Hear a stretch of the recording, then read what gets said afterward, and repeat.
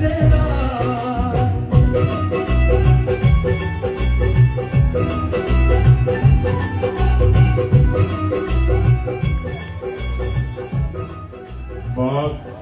धन्यवाद संचालक महोदय।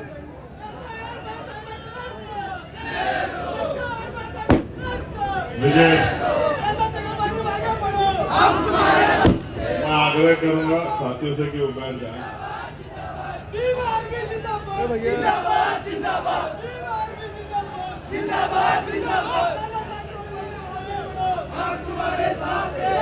मैं आप सबका यहाँ पहुंचने पर दिल के गहराइयों से बहुत बहुत धन्यवाद करता हूं।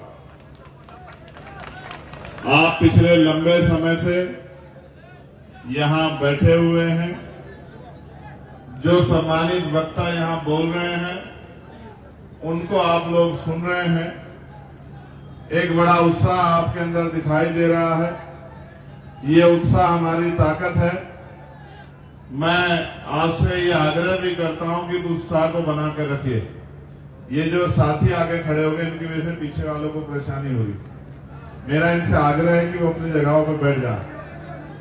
जो पीछे बैठे हुए लोगों को तकलीफ ना हो।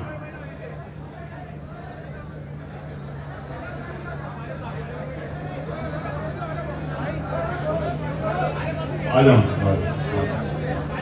तुम लोग अपनी अपनी जगहों पर बैठ जाओ। हिम्मत दिखाओ, घबराओ मत।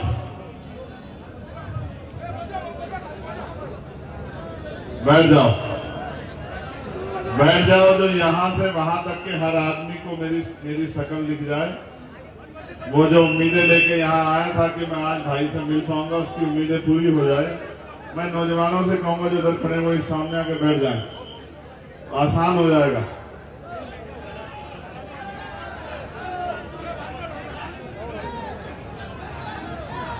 ये मीडिया के साथियों को भी थोड़ा सा संभालना पड़ेगा।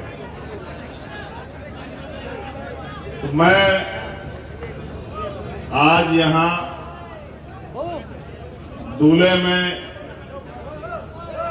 जब आपके बीच मुझे आने का मौका मिला है, अपनी बात को शुरू करते हुए सभी धर्मों में जन्मे सभी संतों, गुरुओं और महान पुरुषों को नमन करता हूं।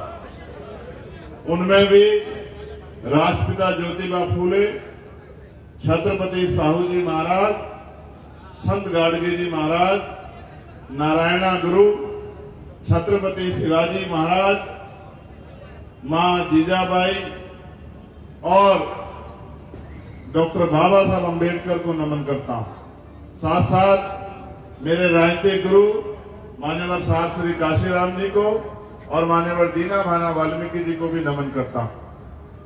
ये जिस कार्यक्रम में मुझे बुलाया गया है इसका नाम रखा गया है बहुजन हक परिषद। मैं इस मंच पर उपस्थित हमारे सभी शानदार नेताओं का भी बहुत बहुत धन्यवाद करता हूं। भीम आर्मी के हमारे राष्ट्रीय और प्रदेश स्तर के सभी नेतागण जो लंबे समय से यहाँ मौजूद हैं, जिन्होंने पिछले 7-8 साल में लगातार दिन रात एक करके यहाँ काम करके हर समस्या के खिलाफ लड़ाई लड़के हमारे हाथों को आंदोलन को मजबूत करने का काम किया। मैं उन सभी साथियों को बहुत बहुत धन्यवाद करता हूं और आजाद समाज पार्टी के हमारे नेतागणों को भी और जितने भी और साथी यहाँ भाई आनंद जी के निमंत्रण पे आए हैं, मैं उन सबका भी बहुत बहुत धन्यवाद करता हूं। मैं महाराष्ट्र की शक्ति से वाकिफ हूं। मुझे महाराष्ट्र पे कोई शक नहीं। मैंने महाराष्ट्र को लड़ते हुए देखा और आज से नहीं देखा, बहुत लंबा समय हो गया। महाराष्ट्र ने स्वाभिमान सम्मान की लड़ाई लड़ी और मेरे आज भी याद है, मैं जेल में था जब भीमा कोरेगांव में परेशानी खड़ी हुई थी, मेरे आज भी याद है। और 3 दिन के अंदर जो आपने करके दिखाया था महाराष्ट्र में, वो सदियों सदियों तक याद रखा जाएगा। इस बात को भी कोई भूल नहीं सकता। और आप ये भी जानते हैं कि जब हमें कोई उदाहरण देना होता है तो महाराष्ट्र की बात करते हैं, भीमा कोरेगांव की बात करते हैं। जब हमें ज्ञान की बात करनी होती है तो हम बाबा साहब अम्बेडकर के संघर्षों को याद करते हैं। जब हमें नमन करना होता है तो हम दीक्षा भूमि को याद करते हैं। जब हमें शांति के संदेश को आगे बढ़ाना होता है तो हम चैत्य भूमि को, दीक्षा भूमि को नमन करके अपनी बात को मजबूत करते हैं। लेकिन आज जब मैं आया हूं और मेरे हाथ में एक कागज दिया गया है जिसमें यहाँ की समस्या लिखी गई है, तो इस कागज को पढ़ने के बाद मुझे ऐसा लगता है कि चाहे महाराष्ट्र का कोई कोना हो या देश का कोई और प्रदेश, जो हक वंचित बहुजन समाज है उनकी समस्या एक जैसी है। उसके लिए मुझे किसी चिट्ठी की जरूरत नहीं। आप जानते हैं, मैं रात में बंद आंखों से सपने नहीं देखता हूं, मैं खुली आंखों से सपने देखता हूं। अभी मुझसे पहले हमारे बहुत ही शानदार गायक, क्या नाम है उनका, राहुल भाई वो गाना गा रहे थे जो 2-3 साल पहले उन्होंने लिखा था। मैं दिन में खुली आंखों से सपने देखता हूं। मैंने ये सपना देखा था कि पार्लियामेंट में जाके अपने लोगों की आवाज को बनना। आप मुझे पार्लियामेंट में सुनते नहीं सुनते हो? आपकी आवाज पार्लियामेंट में सबसे मजबूत है या नहीं है, बताओ? पार्लियामेंट में आपकी आवाज ताकतवर होती है, किसी के आगे दब जाती है, बताओ? पार्लियामेंट में आपकी आवाज से ज्यादा विषय किसी ने उठाए हैं क्या? और चाहे प्रदेश, कोई प्रदेश हो, बताओ, सब प्रदेशों के विषयों पर आवाज उठती है, नहीं उठती है? अभी तो एक आदमी ने सपना देखा, भीम आर्मी के साथियों ने, आजाद समाज पार्टी के साथियों ने पूरा कर दिया।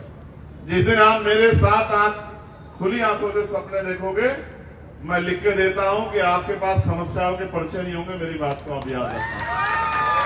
देखो, मैं महाराष्ट्र के सामाजिक क्रांति के आंदोलन से बहुत प्रभावित, लेकिन मुझे तकलीफ इस बात की होती है कि जिस मिट्टी में इतना बल है, जिस मिट्टी के उदाहरण दुनिया में दिए जाते हैं, देश में दिए जाते हैं, उस मिट्टी की राजनीतिक सूरत क्या है?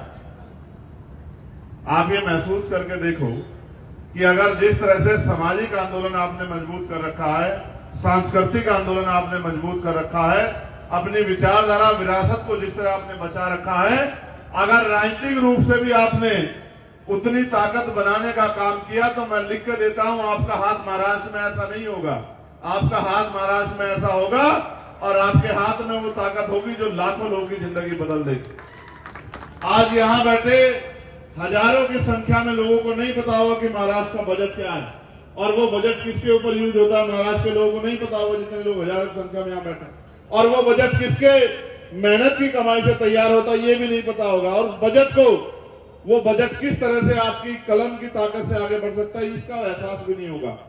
जब जब आपने एहसास किया है, तब तक ताकत बनी। आप सोचिए, अगर बाबा साहब अम्बेडकर कॉन्स्टिट्यूशन असेंबली के मेंबर ना बनते और संविधान सभा में ना जाते, तो क्या संविधान में हमें दे पाते हमें अधिकार? दे पाते हमें अधिकार? कर पाते हमारी रक्षा? खोल पाते हमारे लिए दरवाजे? काट देते गुलामी की बेड़ियां? ये तभी संभव नहीं हो पाता जब तक बाबा साहब अम्बेडकर कॉन्स्टिट्यूशन असेंबली के मेंबर नहीं बनते। आज भले ही अम्बेडकर वादियों की संख्या वहां कम हो, लेकिन आपको याद है जिस दिन मैंने शपथ ली थी तो मैं अकेला व्यक्ति था जिसने कहा था कि जय भीम नमो बुद्धाय। बताओ, कहा था नहीं कहा था? और मैंने जब कहा था तो उसके बाद क्या हुआ आपको पता है? हमारे स्पीकर साहब ने कानून बना दिया कि आज के बाद शपथ के समय कोई दूसरा नारा नहीं बोलेगा। जब वो शपथ लेगा तो सीधी शपथ लेगा, उसके अलावा एक शब्द भी नहीं बोलेगा। अगर बोलेगा तो दोबारा से शपथ लेनी पड़ेगी। मैं आपको याद दिलाना चाहता हूं, जिस संविधान की रक्षा की बात आप करते हैं, जिस संविधान के खिलाफ दूसरे संविधान न बनने देने की बात आप करते हैं, जिस संविधान ने हमें जानवरों से निकाल के इंसानों का जीवन दिया है, जिस संविधान ने हमें स्वाभिमान सम्मान के साथ जीने के अवसर दिए हैं, जिस संविधान के साथ आप आगे बढ़ना चाहते हो, आप अपने मन को टटोलो कि उस संविधान में हमें अधिकार तो बहुत दिए गए, लेकिन क्या वो अधिकार लागू हो पा रहे हैं? क्या वो अधिकार आपको मिल पा रहे हैं? क्या वो अधिकार आप तक पहुंच पा रहे हैं? तो फिर ये भी बताओ कि उन अधिकारों को पहुंचाने का रास्ता अब तक क्या है? आप रास्ता बता दो, हम उसी रास्ते पे चल पड़ेंगे। और मैं लिख के देता हूं, आपने रास्ता बताया, हम रास्ते पे चल पड़े, और जब तक आपके अधिकार आप तक नहीं मिलेंगे तब तक हम चैन से नहीं बैठेंगे। और आप पे रास्ता नहीं है तो फिर हमारे बताए रास्ते पे चल लो। मैं लिख के देता हूं कि अगले आने वाले 4-5 साल में महाराष्ट्र की सूरत इतनी खूबसूरत होगी कि इसको देख के दूसरे स्टेट के लोग भी अपने आप को ताकतवर महसूस किया करेंगे। आप बताओ, एक आरक्षण इस पे झगड़ा चल रहा है। एक बात जो अभी 3-4 फाइल मेरे पास रखी हुई, उनकी समस्या एफआईआर की कॉपियां, मैं जिस प्रदेश में जाता हूं वहां के पिटे छिटे लुटे पिटे लोग मेरे पास अपनी परेशानियां लेके आते हैं। कोई बेटी आती है, कोई बेटा आता है, कोई बुजुर्ग आता है, कोई मां आती है, कहती है भैया ये मार दिया, बेटे को मार दिया, बेटी को मार दिया, बेटी का रेप कर दिया, घर जला दिया, पेड़ पे लटका दिया, घरों से निकाल दिया। मैं उनके एप्लीकेशनें पढ़ता हूं, तकलीफ होती है। फिर उन एप्लीकेशनों को सूचीबद्ध करके वहां के अधिकारियों को कहता हूं कि ऐसा क्यों कर रहे। मैं देखो फिर वापस लाऊंगा उसी बात पे, आपको समझ आएगी। जब मैं उनसे पूछता हूं कि कानून व्यवस्था है, एडमिनिस्ट्रेशन है, पुलिस है, आर्मी है, अर्धसैनिक बल है, सब कुछ होते हुए भी जिन्होंने अपराध किया उनको गिरफ्तार क्यों नहीं कर रहे हो, तो वो कहते हैं कि सर हम कोशिश कर रहे हैं। लेकिन असल कोशिश कहां बंद होती है, जब वहां की राजनीतिक व्यवस्था